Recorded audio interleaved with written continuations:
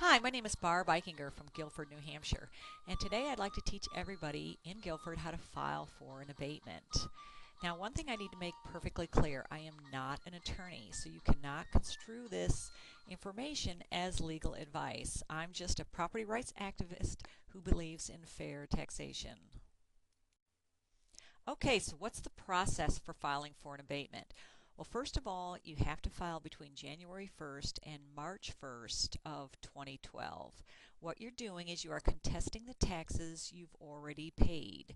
So you're basically looking for a refund check. You're saying that the assessment was too high in 2011 and you're going to present data to support that assertion. What you need to do is fill out the form located at the following URL, and then you wait. The town must respond by July 1st, 2012. Sometimes they don't, like this past year, 2011. If you are approved, then they will send you a check and lower your assessment for the following year. That's great, success, congratulations. Now, if you're denied, you have two options. You can appeal to Belknap Superior Court, which may require an attorney, or you can file pro se, or make an appeal to the Board of Land and Tax Appeals. Many people choose that route because it does not require an attorney. Now, if the town does not respond by July 1st, you have to consider that a denial. But as with this past year, you could ask the town if they're just late, will they be getting back to you? And in some cases, they did get back to people um, by the September timeframe. So if you don't hear from the town, you should ask. Okay, there are three ways to get an abatement. The first way is errors on your tax cards. The tax cards you can find online at the following URL. These will just give you a good idea of what your assessed value is, and you can use this database to compare the assessed value of your property with similar properties in town, and most importantly with sales, recent sales of property that is very close to yours, both in size or in neighborhood. So the tax cards that you want to look for errors are the ones that are actually at the town hall. So you have to go to the town hall, second floor, assessor's office, and use the computer to print out your detailed tax card. Then go through this tax card and look for errors. There are lots of abbreviations and nomenclature on your tax card that you might not understand. You can ask folks in the assessing office for help. Don't be afraid. You should be very familiar with a tax card and understand everything on that tax card. Very often, I would say in probably 15% of the cases, you will find errors on your tax card. These errors, if they affect the value of your property, you can use this to file for an abatement. Okay, the next way to get an abatement is to use market data. Since you'll be applying for an abatement for the 2011 tax year, you can use sales in and around April 1st, 2010 to September 30th of 2011. Now, there haven't been a lot of sales in some neighborhoods, so you can use data maybe just in a little bit wider window than that if the data is extremely close. So there is some opportunity for leeway in this range of dates. You can also use the Northern New England Real Estate Network website, which is www.nnren.com, to get sales information. So what we do is we go under sold properties. So the sold property search. We would select Gilford, New Hampshire. We would type that in there, and we would put the range of prices that we're looking for. Residential property, and let's say you own property out on one of the islands, so you might click this waterfront or water access only to see what are the comparable sales over this time period. From March 1st of 2010 to November 1st of 2011.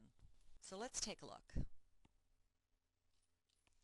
Okay, so what we can see here is we've got 31 properties, so let's put 25 on a page so we can try to get them all on the screen at one time. So what we're looking at here is real estate that has sold in the town of Gilford, residential real estate that either had waterfront or water access. So if you were, trying to compare the assessed value of your property, you would find a similar home here. For example, let's say you had property out on the islands. You might take a look at, some of these properties here that are actually waterfront or have water access. You would compare the size of the property, the size of the lot, the size of the home, the age of the home, and you could make some inferences from these sales values. Another interesting thing is to take a look at the sales value compared to the assessed value. Okay, so let's take a look at this one, 88 Belknap Point Road in Gilford. It's sold on July 30th, 2011 for $385,000. Let's see the tax card on this. So we can go over to the town website and go to the URL that I pointed out earlier in my presentation. We can see the tax card for this particular property, and we can see that their assessment was $442,660. So this clearly was a property that was overassessed, probably an older property, and that's usually the case. We find waterfront older properties, they're overassessed, and so these are the people that are really in need of an abatement. Now, what's curious is hopefully the new owner will go and get an abatement so that they don't have to pay those higher taxes. Okay, so I've showed you how to use these two very important websites, which is how to get sales for the time period of interest, and then how to check the tax cards for those sales and for properties surrounding you. Another point to make here is, check out your neighbor's assessment or assessments of homes in your neighborhood that you think should be the same value as yours, and see if your assessment compares to them, because we do have, state laws and constitutional rights about fair taxation, and you should be valued the same as similarly situated landowners. So I would highly recommend that you take a look at your neighbor's assessment, and you can do that using this website. So also the town has to produce a master list of sales and assessments for the Department of Revenue Administration, and this is in Concord, New Hampshire. This is part of our state government. You can request a copy of that list to see all the sales in the time period that they will make the assessments over. And the DRA will use this sales information to set the town's equalized ratio. Which brings us to our last way of getting an abatement, and that is the level of assessment. So you might not understand what level of assessment is. Well, in the state of New Hampshire, we have something called the equalized ratio.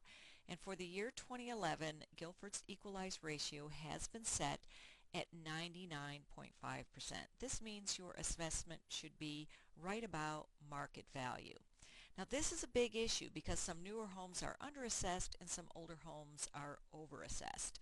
So by state law, we must all be assessed at the same ratio with reference to market value.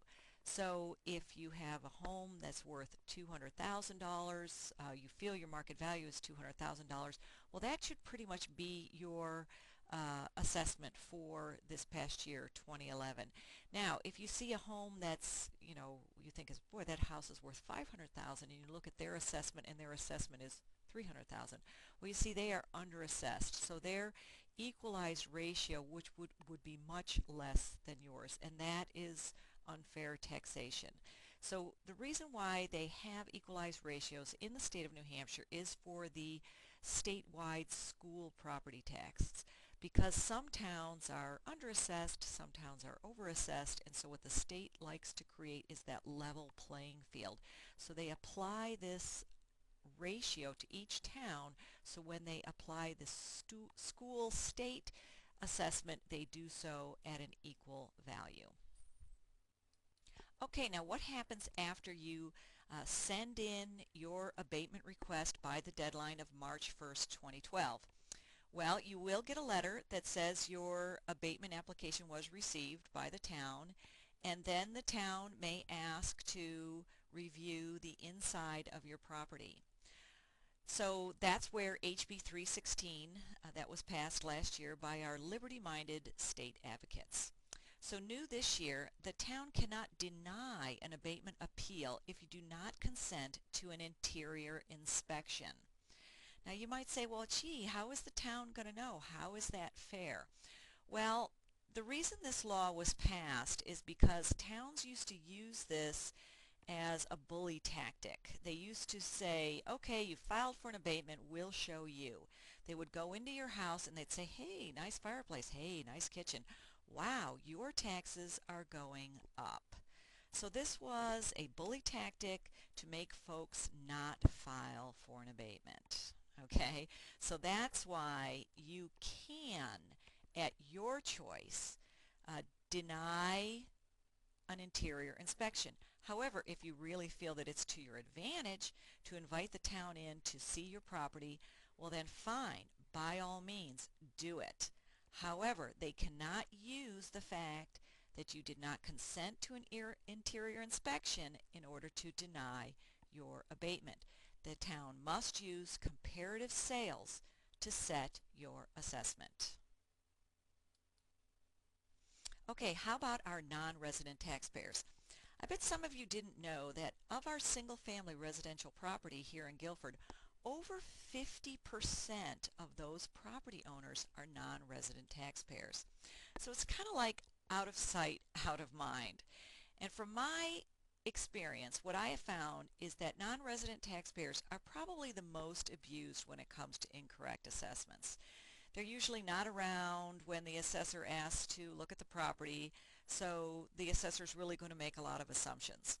So my recommendation for non-resident taxpayers is to speak up and protect your property rights. Do your homework, and if you feel you are overassessed, file for an abatement. Okay, just to summarize, don't be afraid. You too can file for an abatement. It's really not that hard. If you feel overwhelmed, there are local attorneys in the area that can help. I would recommend that every waterfront homeowner should consider filing for an abatement, as these values have plummeted. Remember, fair taxation does not mean paying more than your fair share. Well, good luck, everybody, and I hope you get your abatement.